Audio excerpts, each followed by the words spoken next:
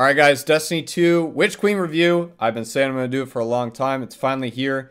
I had a lot of stuff going on, so I apologize. It is a little bit late, but I wanted to make sure I was able to absorb all the seasonal content too, as I feel all the seasonal content along with the Witch Queen launch is kind of like one unanimous thing in my mind. I just call it the Witch Queen season. Anyway, starting off with the initial launch. Surprisingly enough, this was the smoothest expansion launch we have ever seen from Bungie, ever.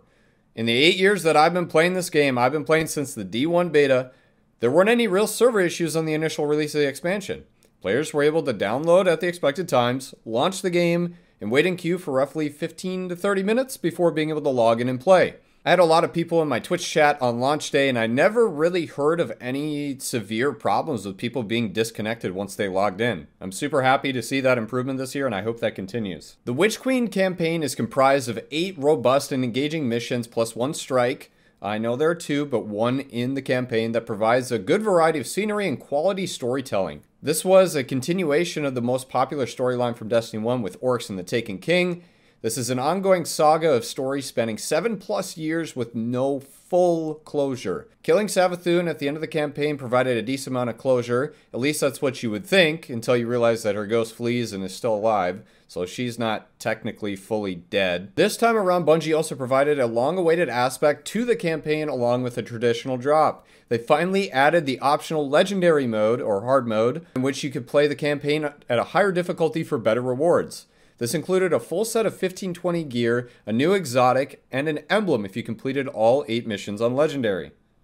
This was a really cool addition, but I would definitely like to see a better reward incentive outside of getting higher level blues that I could pretty much get anywhere else if I wanted to. Another plus is that the missions are available to replay whenever after you finish them, and that includes individual mission selection as well. This is something that was stripped from us going from Destiny 1 to Destiny 2 for no logical reason whatsoever, but it's really good to see that back. Savathun's throne roll was the main focus / new location of the campaign, which was teased to be similar to the Dreaming City, which launched with Forsaken and is regarded as Destiny 2's pinnacle / best DLC they've ever released by some people. They directly stated in the Vidoc before the launch that it would have many mysteries throughout the planet, but outside of the campaign, there really was little to nothing going on in the patrol space besides the Overwatch-inspired public event where you ride the Dorito.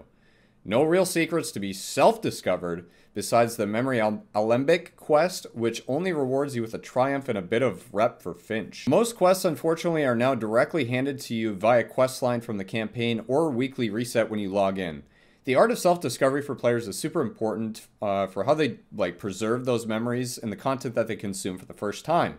First impressions are everything, and discovering secrets that are actually rewarding or useful through self-discovery is 10 times, million times more impactful than logging in and being handheld through new content. The addition of the Hive Guardians to the campaign and the Throne World in general, I thought was extremely cool. It kind of provides like a nice little breath of fresh air instead of just fighting the Hive again, and it also kind of provides like one of those oh shit moments, because it kind of feels like you're fighting a mini boss, but not a champion, because I mean, people are kind of back and forth on champs, whether you like them or not, but I do think the Hive Guardians are really cool. The other thing we got too, I mean, not super huge, was those little blue electric bats that fly around and explode. Those are kind of fun, but definitely can be annoying sometimes. Moving on to the raid, the Vow of the Disciple raid launch was 11 days after the Witch Queen launch on March 5th. I'm not going to sugarcoat it. The launch of the raid was pretty embarrassing, and for one reason in particular. There were an obnoxious amount of Anteater error codes kicking teams back to orbit from the first encounter. For hours upon hours, many teams weren't even able to get through the entrance of the raid. Usually this wouldn't be like the biggest deal in the world if this was on the launch of like another activity. But these raid launches in particular are very, very sacred to the Destiny 2 community, with the world's first races that go along with them. Thousands upon thousands of teams take off of work, school, whatever they got planned to compete and see which fire team of 6 players can finish first. Some people just go for the day 1 completion, but they're still there at the raid launch. And it takes roughly 15 or so months for every real new raid race. I know there are returning raids that they do raid races around as well, but the interest is clearly, I mean, clearly by a landslide. You can see it in the viewership numbers. People are more into the raid races for the raids that are actually brand new and never seen before. Hundreds of thousands of people are viewing these teams via Twitch and YouTube compete for the world's first title, Even Datto himself had over 100,000 concurrent viewers during the Vow of the Disciple raid race. It's absolutely astronomical numbers for Destiny viewership in the directory. These are events that are huge for not only myself, but many other content creators too, because if you're starting out and you're trying to get known in the Destiny space, this is probably the #1 thing that can really just propel your Destiny career, is getting a World's First, because you're talking thousands upon thousands of eyes on you when you're the first to complete a raid. It's absolutely insane. But unfortunately, with this raid race in particular, it kind of became a game of who got lucky and didn't get error coded to at least have a chance for competing for a top spot. It just really makes me sad to see, because of how sacred these events are to not only Bungie, but the community and everybody involved. It became a train wreck, and people were not happy in the slightest, because it couldn't be fixed on a moment's notice. And the worst part, in my opinion, is it left a bad taste in potential new players / returning players' mouths, as they're watching from the sidelines, watching these streamers and everybody else try and do the raid, but they're just getting error coded. It's not fun to watch. And why would that want to make you buy or play the game? Someone who's been around, again, for 8 years, I've seen how much attention like these raids can bring to the game and how much people get hyped to talk about it and do it. These events are not only huge for the players just to have fun, but these are also huge for sales of Bungie and headlines just in general. It's so much free press. I don't think we ever got an answer either as to what actually went wrong or what caused it, but I really hope that next time nothing like that happens again, because it not only is it extremely frustrating as someone who's super competitive and very passionate about these raid races, but for the viewership as well. It hurts everybody involved, so I hope it gets sorted next time. Besides that, overall, I think the raid is pretty solid. It was our first Scorn raid and contained a variety of weapons that are actually pretty solid in the current meta. The exotic pulse rifle, on the other hand, though, not so much. They added some unique bosses that are also fun to fight, at least for the first few times. The master mode of the raid wasn't really much different. They added adept weapons of the existing raid legendaries that didn't provide much of an advantage that you couldn't get through crafting the raid weapons instead. As far as master mode is concerned, I think that just adding champion spam to each encounter and allowing the adept weapons to equip adept mods is very underwhelming and almost pointless. You can't craft any of the adept weapons either, only the normal versions. So you end up having to take a pick between being able to craft a normal weapon of your choice with all the perks that you want, which includes enhanced perks, versus getting a random rolled adept version that only allows for adept mods instead. In the long run, it's really not worth your time, in my opinion. This is weird because in the master version of Vault of Glass, getting the adept weapons is worth your time. The thought is there, but the incentive definitely needs some work. Wellspring and Psyops. Wellspring is the new 6-man activity. Honestly, nothing too new or unique here other than it changes from attacking to defense every day, so I guess it provides a little bit of variety. You kill things, you move forward, blah blah blah. Wellspring has a chance to drop the blueprints for one of the 3 new exotic glaives, but again, unfortunately, the glaives are very subpar and really aren't worth using your exotic slot for until they get a major rework. Psyops is the seasonal 3-man activity, and it's pretty much the same concept. Kill things, move forward. They're all on returning or old locations other than the boss rooms, which are kind of unique and fun. It also features a new relic which looks like a trident. The loot from Psyops actually isn't too bad either. It's somewhere in between like meta and garbage. So there are a solid array of weapons that you can get, but nothing absolutely earth-shattering that you need to get. At least at the moment. Core activities. Gambit, Crucible, and Strikes, or Vanguard Ops, or whatever you want to call them, were the backbone of holding players in for weekly things to do in between content drops for years. This no longer feels like the case, as there is a lack of love or inspiration given to these playlists. At least that's what it feels like. No new Gambit maps. We went back to health gating the Gambit boss for no reason. Crucible is finally getting its first new map in almost 3 years next season with no updates to comp. Rift is returning from Destiny 1, which is pretty cool though. It will be interesting to see how that plays out with the current maps in the game though. That's the only concern that I have. The Strike playlist got 2 new strikes, removed a good amount of the old ones, and added Battlegrounds in their place. The one positive to this is that they did add some new weapons to the playlist, and this includes all the playlists we just talked about, even if it was just a couple. Not all of them are spectacular, but there are definitely a couple of them that are worth your time getting. I'm really hoping that we get something completely fresh soon, similar to how Gambit was introduced with Forsaken, In a game like Destiny 2, there are almost infinite possibilities on what you can add to the game as long as the incentive is there for players to grind it. These types of core playlists really need consistent updates to keep them fresh, which I can imagine is extremely hard to keep up with. We'll have to see what happens. The Vox Obscura Mission. This mission brings back the first Destiny 1 Mars area with a twist. You act as though you're going through the old Exclusion Zone mission, which is the first mission you load into on Mars.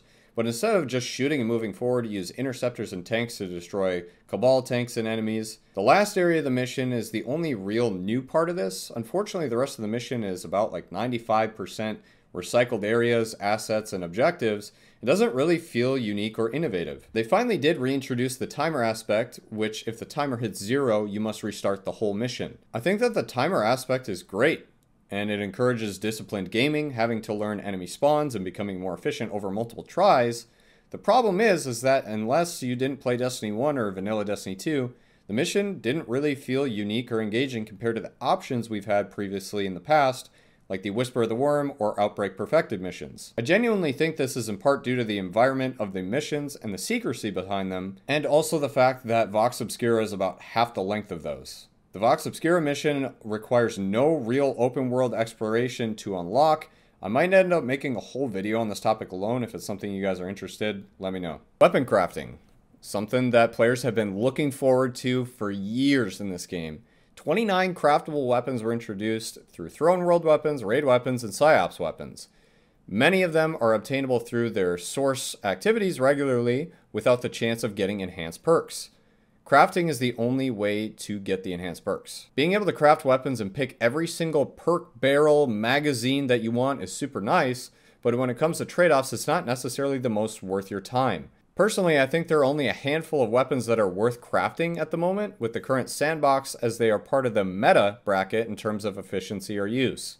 This includes both PvP and PvE. For example, if you get the 4 Barons grenade launcher, which comes from the Vow of the Disciple raid, to drop randomly from the raid with Ambitious Assassin and Chain Reaction, there's almost little to no point in crafting the same grenade launcher for Enhanced Ambitious Assassin and Enhanced Chain Reaction. Enhanced Ambitious Assassin only adds a 5-point bonus to the reload speed stat, and Enhanced Chain Reaction increases your ammo reserves by only a couple of shots. The time required to invest into getting the gun to be unlocked for crafting, then crafting a base frame for the weapon, then leveling it, then gathering the materials to reshape it and get the god roll that you want can range from like 4 to 12 hours depending on your efficiency and what the weapon is. It varies. This is a lot of time invested for a difference that you probably won't even notice that much. This will vary from weapon to weapon, but with the example I give with the Forbearance, this is a weapon that everybody wants to craft and is one of the best options from the crafting table that you can. Weapon crafting in general is a great idea, but the execution off the start is a bit underwhelming. They're making changes coming up though by removing the excessive amount of different crafting materials that you are required to collect and simplifying it into only a couple materials, which is really good. The only other thing to comment on with weapon crafting is the way that in which you level the crafted weapons. You can pretty much do it anywhere you want, whether it's killing enemies in patrol, doing strikes, PvP gambit, etc. But the most efficient way to do so is still at Shirochi. It's the same thing for catalysts. You load into Last Wish, you go to the Wish Wall, you warp to Shirochi, you rally the flag, start the encounter, pop tether on the floor, shoot a couple of Shadow Thrall, and watch them all explode and watch your progress go to the moon. It is probably the most boring and tedious way ever, but it is significantly faster than doing anything else. Because I know there's going to be those people in the comments, well, Mr. Sweat, well then, if it's so boring, why do you do it? It is, bro, it is so much more efficient.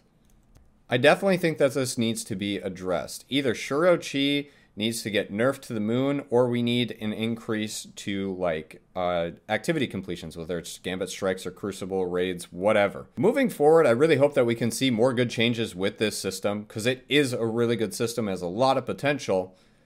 But the current execution just really doesn't feel like it's worth the player's time in most cases. I do think one really cool thing that they could try that might work would be to add a completely unique perk to a weapon only at like level, let's just say 20, for example. You can't get that perk on X weapon unless you craft it and get it to level 20. So if you have like the non-crafted version of the weapon, that perk just doesn't drop at all. I think that would add a decent amount of incentive as long as the perk is desirable on whatever weapon you're chasing. Void 3.0 might be one of the best changes that Bungie has ever made to subclasses in Destiny 2. Structured similarly to the Stasis subclass, Void 3 shipped with some unique twists to existing supers that I think ultimately were 100% on the money. Nailed it. There are a good variety of reasons to switch between aspects and fragments for both PvE and PvP, and there isn't necessarily a combo that 100% dominates the meta for everything. The only potential issue I could see with it is that synergistically with some of the broken weapons in the sandbox could lead to a bit of power creep. It seems like they are aware of this too, and are doing what I like to call band-aid fixing by health gating more and more bosses. Health gating bosses kind of defeats the whole purpose of going out of your way to make an extremely powerful build that you enjoy using instead of properly balancing the sandbox. I know that sounds kind of arrogant and stupid because balancing the game is very time consuming and only gets harder and harder when you only continue to add things to the game to balance. But it does feel slightly demoralizing to put a lot of love and time into a build that you can't fully use. Champion mods. Bungie has made a good variety of changes to champion mods by starting to make them intrinsic on certain exotics, but it feels like I'm still being limited to what I can realistically use in the endgame activities like Master Raids and Grandmaster Nightfalls. The champion mods available from the artifact change are on a per season basis, along with whatever meta shift that they're trying to push.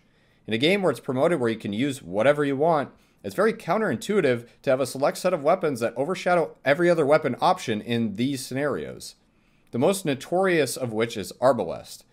And before anybody says anything, yes, Arbalest is getting a nerf at the start of next season. I'm aware of this.